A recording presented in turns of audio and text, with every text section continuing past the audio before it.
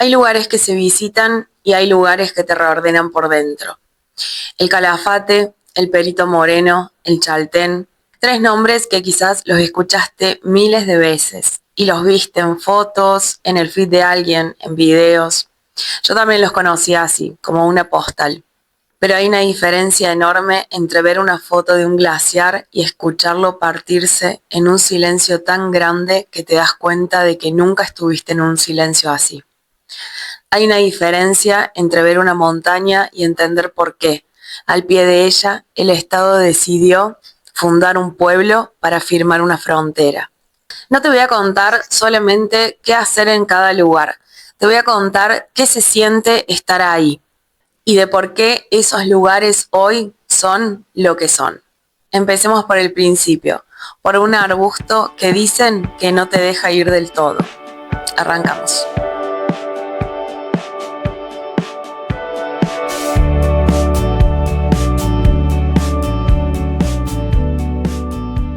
Antes de ser una ciudad, esta zona era un lugar de paso para vaqueanos, estancieros, pobladores rurales que se movían de un punto de la Patagonia a otro. Un lugar de tránsito, no de destino. Y en medio de ese paso crecía un arbusto espinoso con flores amarillas y frutos azules, el calafate.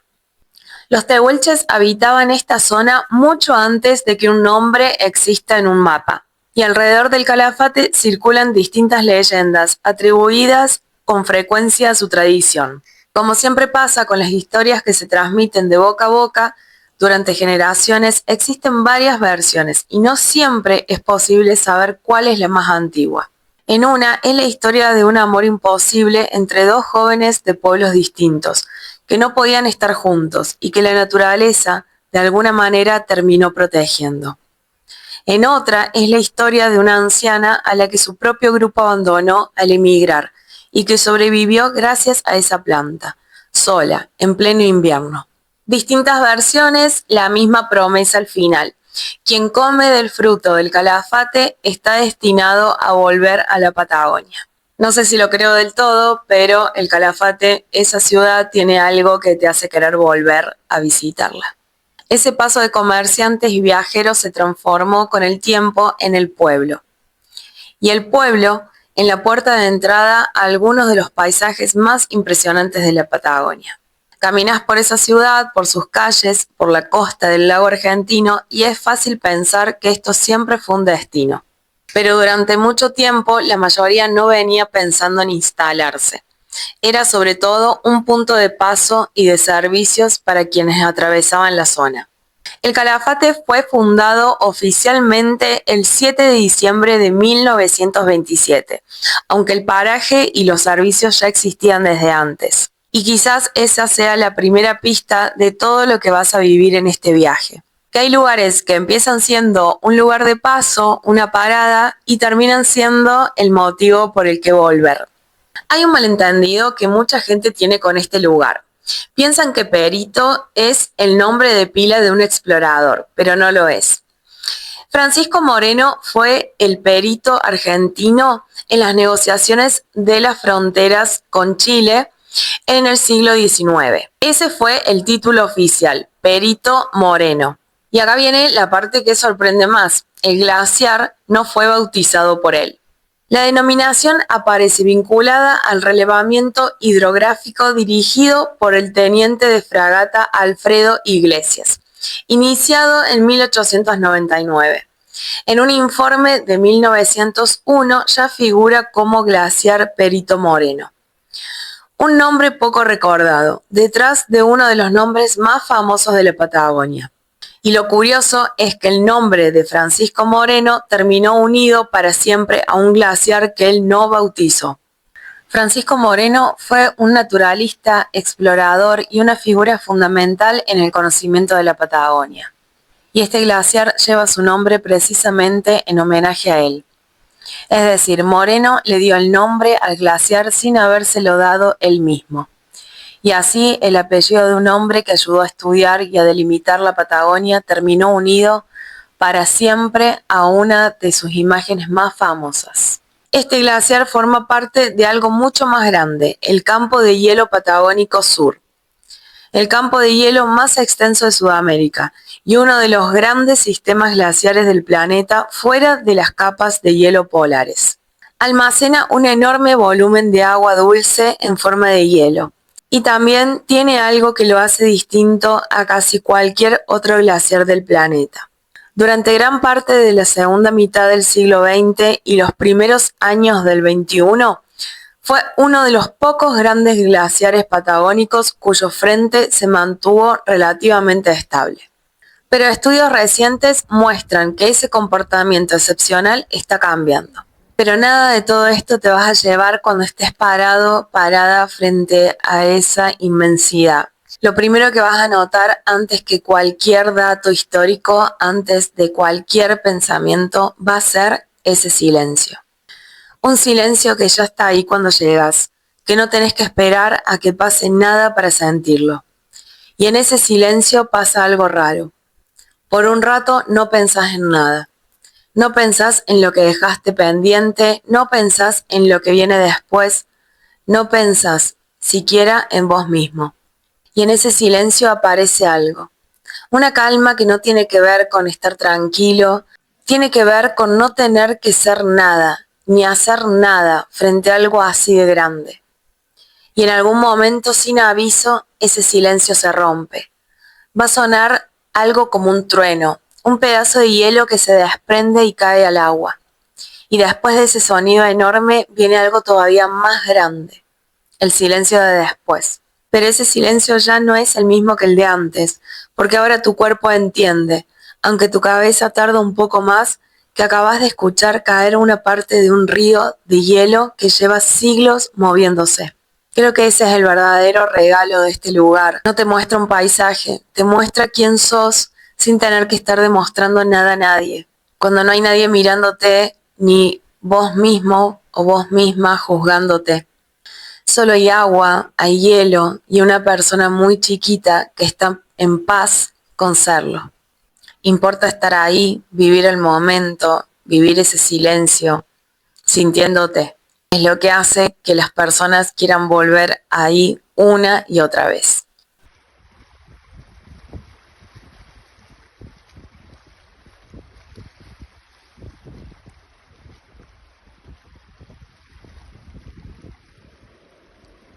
Pero hay una cosa más. El glaciar que acabas de ver y el próximo lugar del que voy a hablar parecen dos mundos separados, pero pertenecen a la misma área protegida, el Parque Nacional Los Glaciares. Su historia como área protegida comenzó en 1937. Hoy abarca más de 77.000 hectáreas y es el parque nacional más extenso del país. En 1981 fue el primer parque nacional argentino declarado Patrimonio de la Humanidad por la UNESCO. Una enorme parte de esa superficie está cubierta por hielo. Decenas de glaciares descienden desde el campo de hielo patagónico sur y el Perito Moreno es solamente una de ellos. Y en el otro extremo de ese mismo parque, hacia el norte, está el macizo Fitzroy y muy cerca el Chaltén.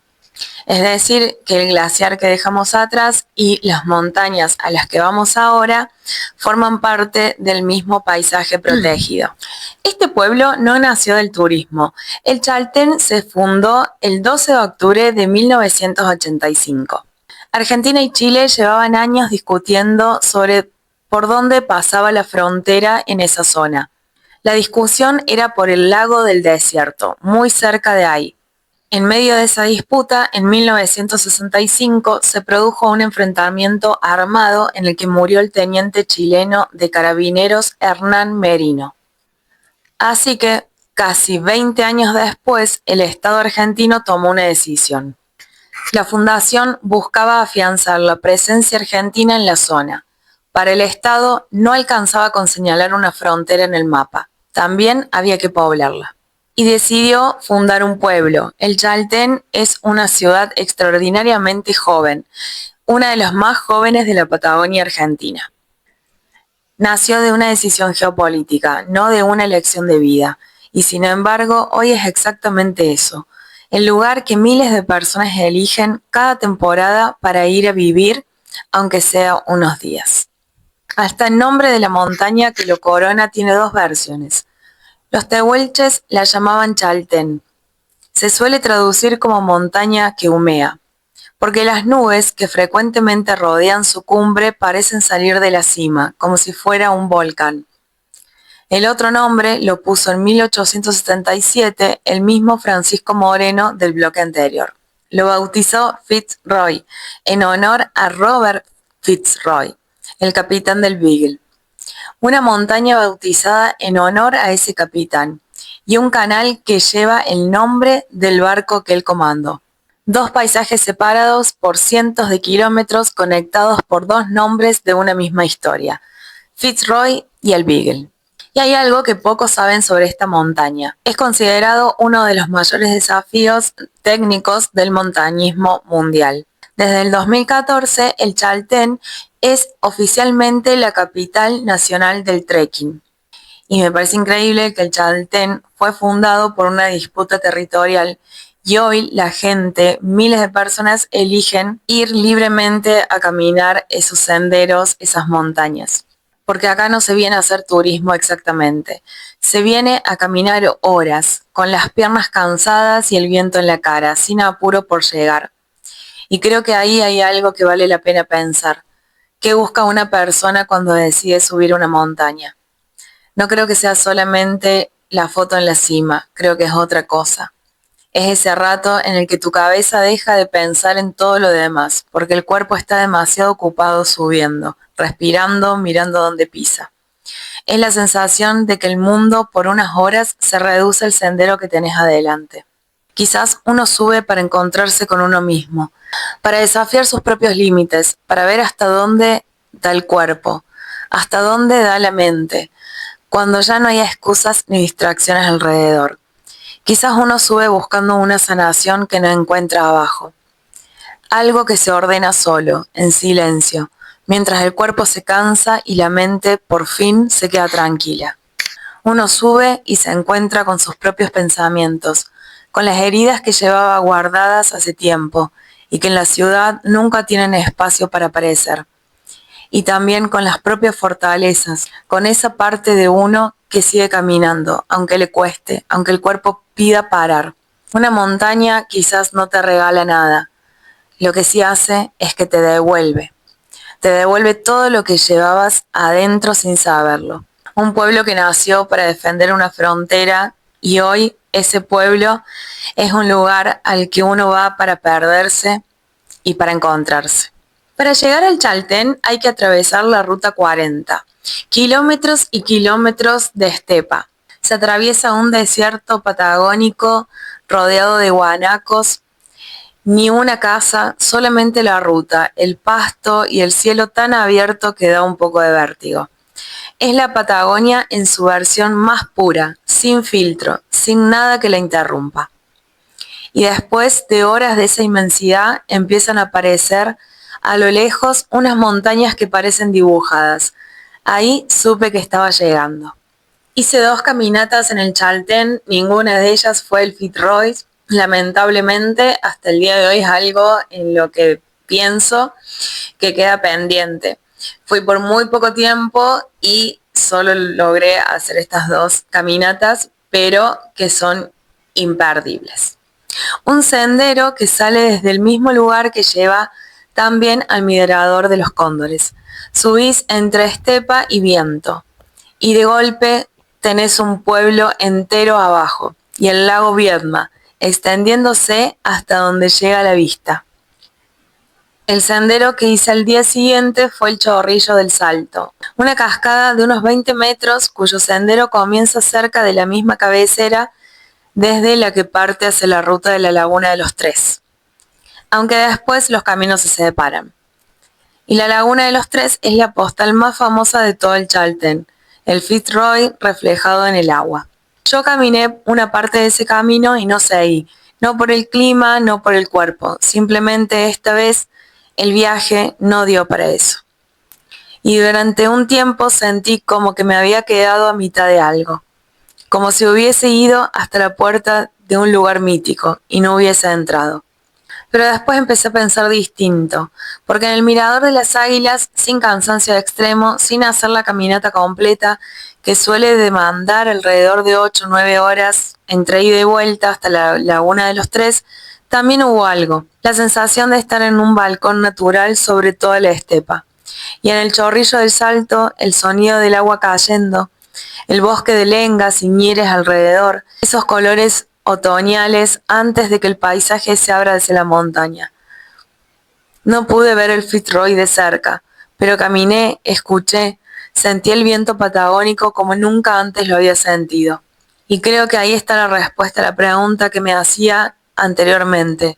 ¿Qué busca una persona cuando sube una montaña? Capaz no es solamente llegar, capaz también es esto. Caminar sabiendo que no vas a completar todo el circuito y encontrarle sentido igual al pedazo que sí caminaste. El Fitzroy va a seguir ahí, y algún día quizás vuelva a buscarlo. Pero esta vez el viaje fue este, y valió cada minuto estando ahí. Empecé este video diciendo que hay lugares que se visitan y hay lugares que te reordenan un poco por dentro. Y después de recorrer estos 3 lugares, puedo decir que entendí esa diferencia.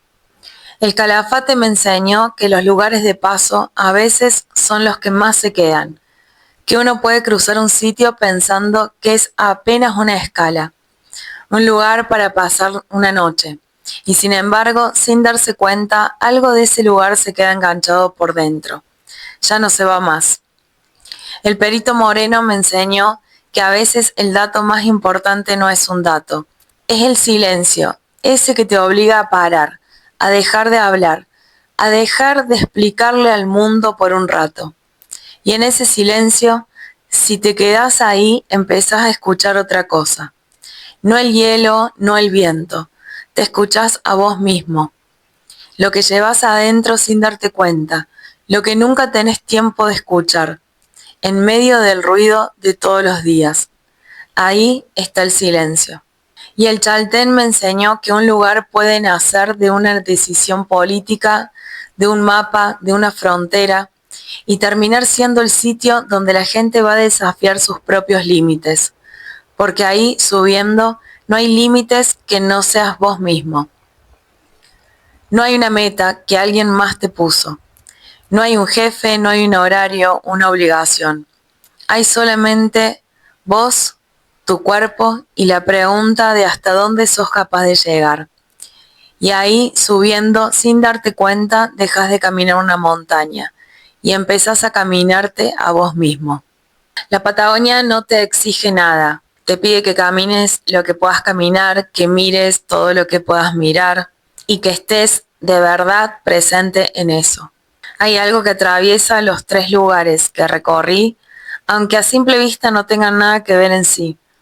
El tiempo, un glaciar alimentado y modelado durante miles de años por nieve, presión y movimiento, senderos que se caminan en unas horas, un pueblo que nació hace apenas unas décadas, una leyenda que lleva generaciones contándose, y una montaña que estaba ahí muchísimo antes de que a alguien se le ocurriera ponerle un nombre. A la Patagonia no solamente hay que mirarla, hay que sentirla, hay que vivirla, dejar que el silencio llegue a donde pocas cosas llegan, porque el silencio en la Patagonia no es un vacío, es un lugar en el que se entra y se sale distinto.